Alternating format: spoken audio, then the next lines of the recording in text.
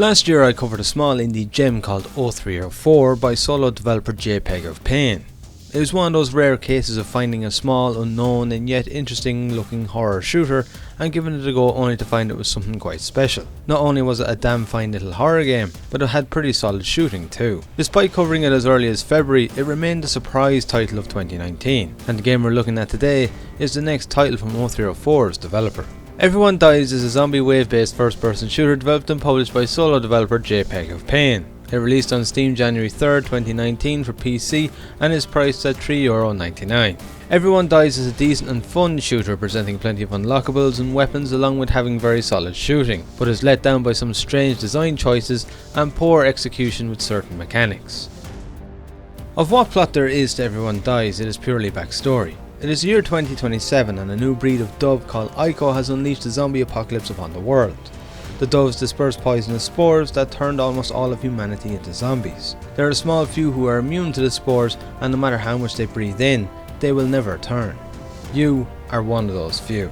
It is certainly an interesting take on the zombie virus and how humanity came in contact with it. Again, this is purely backstory, there is no actual plot to the game. Nevertheless, it is slightly different from others and does the job giving the game a setting and at least some reason for what is going on. But you don't play Everyone Dies for the plot or story, you play it for killing zombies. And there's certainly plenty of that.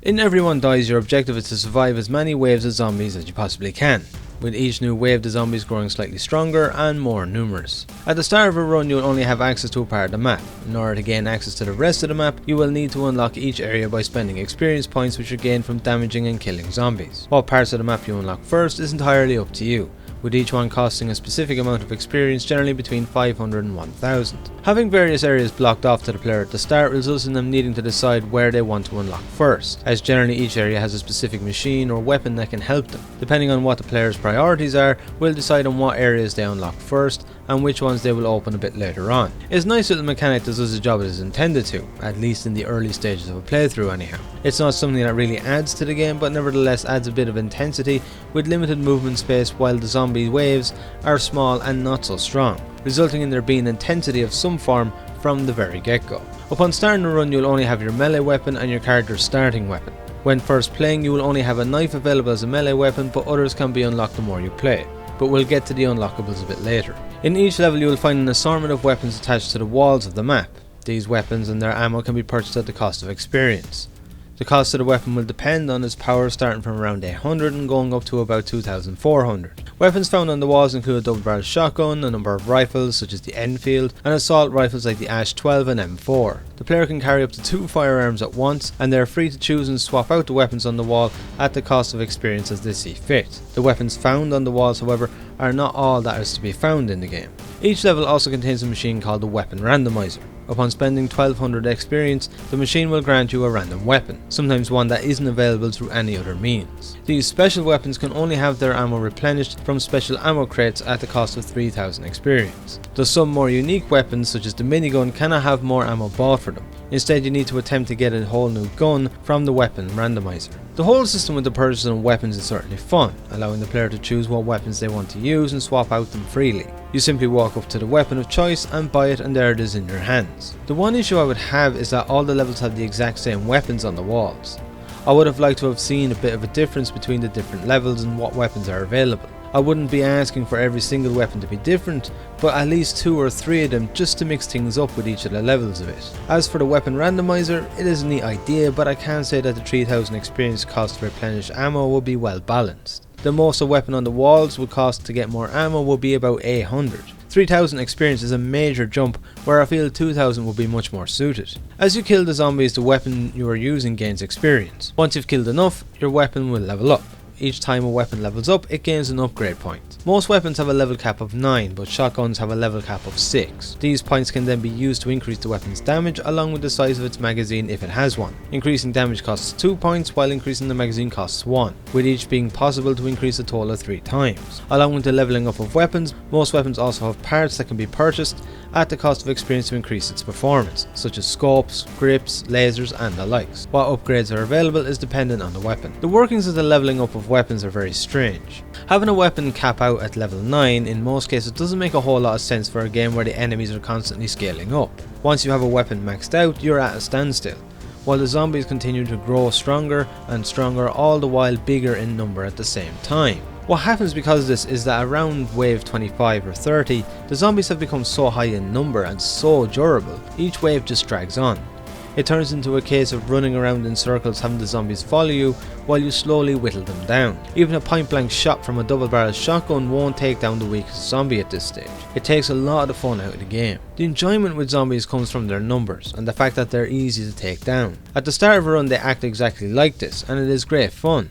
But when even the weakest of zombies turn into tanks, that's when the fun just isn't there anymore. What I'd really like to see happen is the removal of the level cap with damage, and instead of weapons having a leveling up system of their own, integrate the system into the experience points, giving the upgrades a cost. Have the increase to your damage cost the player experience points, with the higher the damage the higher the cost. Make it expensive, making the player work for it, and make them choose between upgrading or keeping it for something else. At the moment, again by the time you reach about wave 30, you have so many experience points, generally around 80,000 or more, and you have nothing to do with them. Not only would such a change make a late game run more fun, it would also fix the abundance of experience points you gain, giving you something to use them on. It would be a case of fixing two problems at the same time, all the while giving the game an extra layer of depth and making it more enjoyable overall. Along with the weapon randomizer, there are also two other machines to be found that gives you pills in exchange for experience. The first is Speedzilla, which temporarily increases your speed, making you move faster while the zombies remain at the same rate. The second is a health machine that gives you pills that increase your health, resulting in you being able to take more damage before dying. Everyone dies uses the regenerating health system, where usually it takes 2 quick hits from a zombie to kill you, but with the health boost it can take 3 or 4. The effect isn't stackable despite being able to take multiple pills one after another. The machines add an extra layer of depth to the game, giving you an edge against the zombies when needed, and their cost is well balanced. Every so often free supply drops spawn in, which are crates that contain either 500 additional experience points, grenades, or refill the ammo of the weapons you're carrying at the time of picking them up. Which of the 3 you get is entirely random. Much like the machines, a free supply drop doesn't add a whole lot to the game, but nevertheless is a nice addition that gives you an extra helping hand by giving you some supplies. It's also the only method of getting grenades. I did notice however that sometimes the crates don't replenish the ammo in both of your weapons and only one, but it isn't a major issue, just a minor annoyance. As for the combat and shooting itself, it is immensely satisfying. Much like with JPEG's previous title, the weapons are just awesome to use. The sound effects, the reloading animations, the varied recoil from weapon to weapon, and all the clicks and slotting sounds. They're all there to satisfy your gun cravings. They are punchy and feel powerful, even the starting pistol weapons, and you never get tired of using them. The downfall is that some of the weapons feel a lot weaker than they should be. An example of this is the minigun. You expect such a weapon, especially considering the fact you can't get more ammo for it, to rip and tear through zombies, but it does quite the opposite and it's really underwhelming. Another weapon I found very dissatisfying was the Ash 12 assault rifle. This particular machine gun has a slower rate of fire to most, so you would expect each individual shot to be more powerful than other similar firearms. But that isn't the case. I found the faster firing M4 to be far more effective despite it being a lower costing weapon with a lower damage rating. While a lot of fun to use, some of the weapons are certainly in need of some balancing here and there, but it is only a case with a few of them. Most feel just about right, creating engaging and generally greatly enjoyable combat. As for the zombies, there are a number of different types. There is the standard walker that shambles towards you, the skipper as I call him that moves slightly quicker in a slight skipping motion, the runners that charge towards you, the fat man which is a large bloated zombie that explodes upon being shot in the stomach, and finally the muscle man, a giant zombie that stomps its way towards you awkwardly, kinda like the golems out of Severance's Blade of Darkness. The zombie types are each unique and require a variety of tactics to deal with. The fat man can also be used to your advantage too, as causing them to explode can also damage other nearby zombies. Leading a group of zombies close to them and shooting their stomachs, blowing them up, is a great tactic in later waves. The issue with the zombies is that the game could really do with a few more special types. By the time you reach wave 10, you will have seen all the zombie types there is in the game. A few more, say one around wave 20, one for wave 30 would be great, and really mix things up.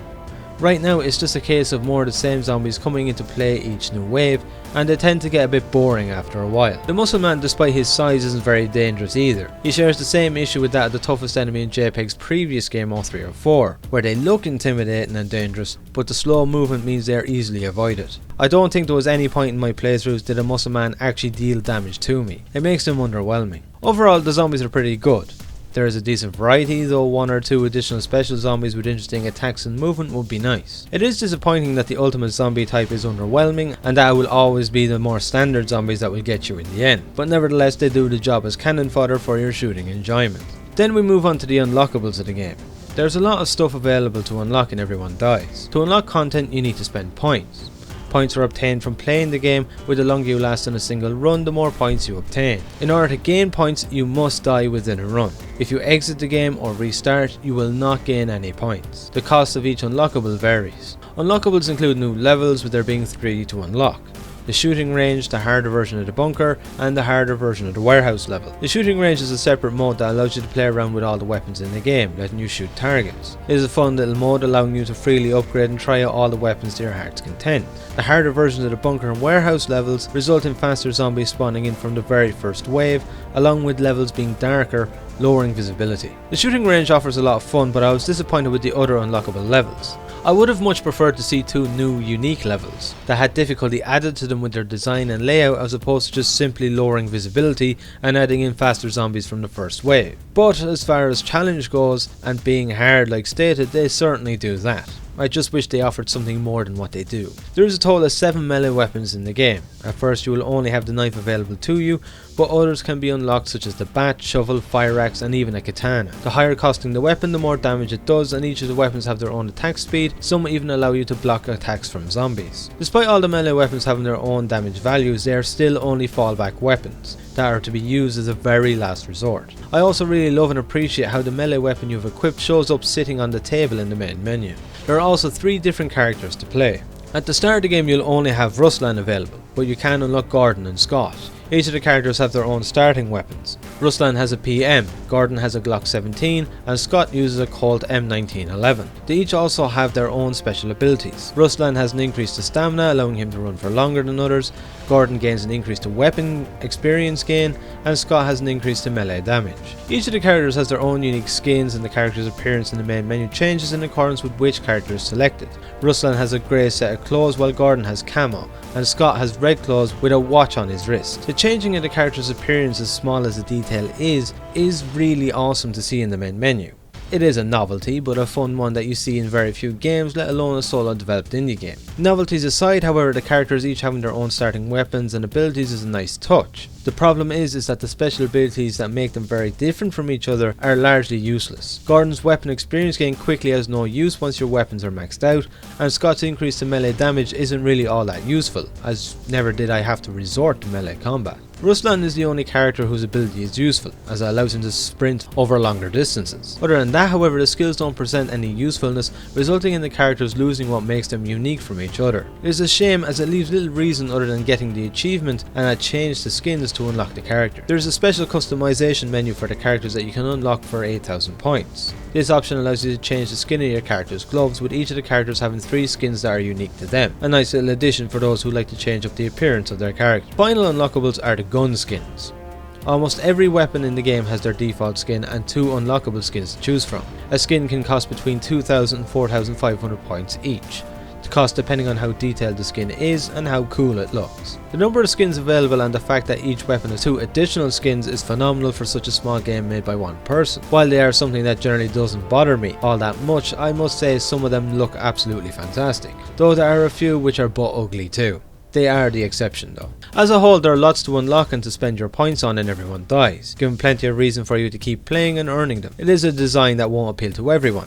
Only those who enjoy collecting things and earning all the achievements will keep playing Everyone Dies for more than a few hours. But if such features are to your liking, there is plenty on offer here. In its entirety, the gameplay to Everyone Dies certainly isn't bad. There's plenty of fun to be had with all the unlockables, the very satisfying weapons and the solid combat. But there is no mistaking that there are some strange design choices, and there are specific mechanics that could have been executed far better. There are a few technical issues with the game too, such as occasional crashing of the game and even the Steam client itself during play, resulting in you losing all your progress for that run, including points. I had the game crash on a wave 20 run, losing about 30,000 points due to the game's must-die approach to gaining points, which is very frustrating. I also noticed that sometimes when switching to aim down the sights, it doesn't always activate. It stops halfway through the animation and you need to press it again to activate it. Performance too can take a dip during high stage waves with lots of activity, dropping to about the 40 mark.